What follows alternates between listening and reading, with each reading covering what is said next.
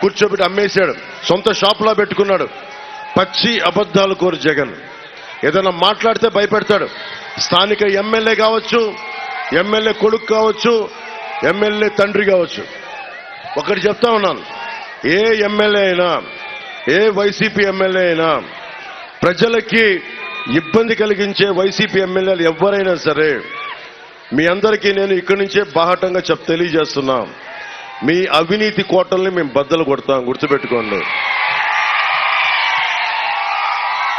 మీరు వైసీపీ అంటే భయపడకండి, యువతకు చెప్తున్నాం.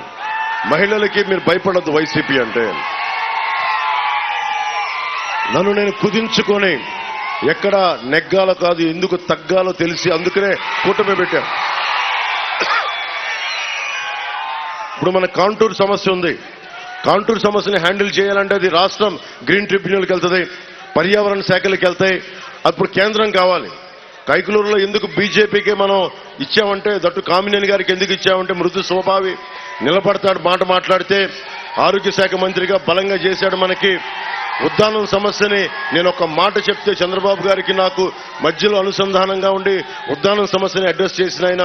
వీళ్ళందరికీ కూడా నేను ప్రత్యేకించి ఇది కైకలూరు మన కాంటూరు సమస్యని గుర్తుపెట్టుకొని బీజేపీకి బాగుంటుంది అని చెప్పి ప్రత్యేకించి కామినేని గారు ఉండాలి అని చెప్పి కోరుకొని ఆయన అభ్యర్థిగా నిలబెట్టాం.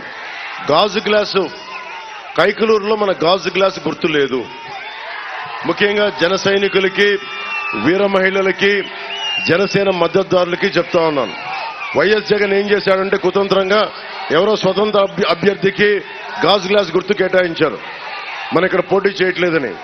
కానీ మనం ఈరోజు కైకలూరులో మన అభ్యర్థి జనసేన, తెలుగుదేశం, భారతీయ జనతా పార్టీ ఉమ్మడి అభ్యర్థిగా మనకి కామినేని శ్రీనివాస్ గారు పోటీ చేస్తా ఉన్నారు.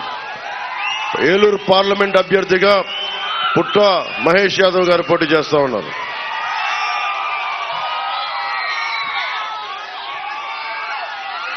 అలాగే ఏ ప్రభుత్వం కూడా, ఇందాక చెప్పాను, వైద్యం జగన్ వచ్చి 7,300 మనకి ఎయిడెడ్ స్కూల్స్ ని, కాలేజెస్ ని మూసేశాడు. కొత్త స్కూళ్లు తెరవల. 62,000 మంది నుంచి 68,000 బిడ్డలు, 5 ఏళ్ల నుంచి 18 ఏళ్ల బిడ్డలు చనిపోయారు. ఒక్కడు మాట్లాడాల. 30,000కి పైగా ఆడబిడ్డలు అదృశ్యమైపోయారు. 25,000 కిలోలు గంజాయి ఈ రోజున కూర్చో హెరాయిన్ మత్తు మందులు వైజాగ్ పోర్ట్లో దొరికినాయి. ఎక్కడికెళ్ళు దాదాపు 23 లక్షల మంది యువత గంజాయికి, మత్తుకి బానిసలయ్యారు. మిమ్మల్ని అందరినీ మత్తులో పెట్టేస్తా ఉన్నారు. నాకు సరదా కాదు, వచ్చి నేను మిమ్మల్ని మీ గుండెల్లో ధైర్యం నింపడానికి వచ్చాను నేను రాజకీయాల్లోకి. భయపడకండి. భవన నిర్మాణ కార్మికుల కోసం మొట్టమొదటి గళమెత్తింది జనసేన, పవన్ కళ్యాణ్. భవన నిర్మాణ కార్మికులకు చెప్తా ఉన్నాను, మీ స్థిరీకరణ, మీ నిధులతో పాటు ముఠా కూలీలకు కూడా ప్రత్యేకమైన కార్పొరేషన్ ఏర్పాటు చేస్తాం. అది మీరు చూసే దాంట్లో మేనిఫెస్టోలో ఉంది. అలాగే ఇప్పుడు దాకా దేశంలో ఏ ప్రభుత్వం కూడా చేయలే. 25 లక్షల రూపాయలు ఇన్సూరెన్స్, ఏ ఆరోగ్య సమస్య వచ్చినా కుటుంబానికి 25 లక్షల రూపాయలు హెల్త్ ఇన్సూరెన్స్ కూటమి ప్రభుత్వం ఇస్తా ఉంది. ఇది ఇప్పుడు దాకా భారతదేశంలో ఏ ప్రభుత్వం చేయలే. మనకి ఫీజు రీయింబర్స్మెంట్లు కానీ, ఏవైనా సరే ఆరోగ్యపరమైన మనకి మంచినీరు కానీ, ఇవన్నీ ప్రొవైడ్ చేసి చేయడానికి మేము సంసిద్ధంగా ఉన్నాం. నిర్ణయం మీది. మీరు చాలా జాగ్రత్తగా నిర్ణయం తీసుకోవాలి. ముఖ్యంగా యువతకి చెప్తున్నాను, మీ భవిష్యత్తు మీ చేతుల్లో ఉంది, మా చేతుల్లో లేదు. నా చేతుల్లో ఏముంది? మీ అందరికీ తప్పప్పులు చెప్పగలను.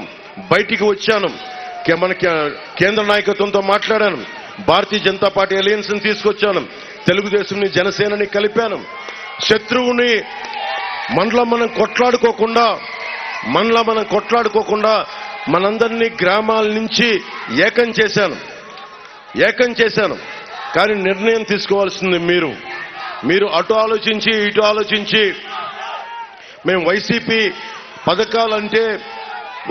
పథకాలు ఈ రోజున మనకి జగన్ ఇవ్వటం కాదు, మనందరి కష్టం. ఒక భవన నిర్మాణ కార్మికుడు కండ కరిగించి ఒక భవన యజమాని నిర్మాణం చేసుకుంటే 1000 రూపాయలు ప్రభుత్వ ఖజానాలోకి వెళ్తాయి. అలాంటి ట్యాక్సులన్నీ కలెక్ట్ చేసి మనకి ఇవ్వాలి. ప్రభుత్వం తాలూకు ప్రభుత్వం ధర్మకర్త ముఖ్యమంత్రి అనేవాడు. అక్కడ ఉన్న బ్యాంకులో డబ్బులు పెట్టుకుంటే అది బ్యాంక్ మేనేజర్ డబ్బులు కాదు. ఓకే, మాకు వడ్డీలు కావాలి. ఎవరికి వడ్డీలు ఇవ్వాలి అంటే, ఎవరికి ఫైనాన్స్ ఇవ్వాలంటే తిరిగి పే చేసేవాడికి ఇవ్వాలి. ప్రభుత్వం చేయాల్సింది అంతే. అంతేగాని జేబులోంచి డబ్బుల్లాగా అందరికీ తీసి మేము వాడుకుంటాం, మా ద్వారంపూడి చంద్రశేఖర్ రెడ్డికి వాడుకుంటాం, మా మిథున్ రెడ్డి గారికి వాడుకుంటాం, మా పెద్దిరెడ్డి గారికి వాడుకుంటాం. అటవీ శాఖ మంత్రి పెద్దిరెడ్డి గారు రాష్ట్రానికి ఒక్కసారన్నా వచ్చి మన కొల్లేరు వైపు చూశారా? వచ్చి మాట్లాడారా? ఒరిస్సాలో ఉన్న బర్డ్ శాంక్చురీ లాగా ఎందుకు చేయలా? ఎందుకు పర్యాటక రంగం మనకి ఎందుకు ముందుకు తీసుకెళ్ళా? పర్యాటక రంగం వస్తే బోళ్ళంత డబ్బులు వస్తాయి కదా మనకి. బోట్లు, షికార్లు, బిల్డింగ్లు అన్ని కూర్చోబెట్టంటే స్థానిక యువతకు ఉపాధి అవకాశాలు కలుగుతాయి కదా, ఎందుకు చేయలా? ఎర్రచందనం కొట్టుకుంటా బిజీగా ఉన్నప్పుడు మన కొల్లేరు గురించి ఆలోచించే సమయం వాళ్ళకి ఎక్కడ ఉంటుంది? ఇవన్నీ మీరు ఆలోచించుకోండి. మీ భవిష్యత్తు కోసం వచ్చా. ఇంకొకసారి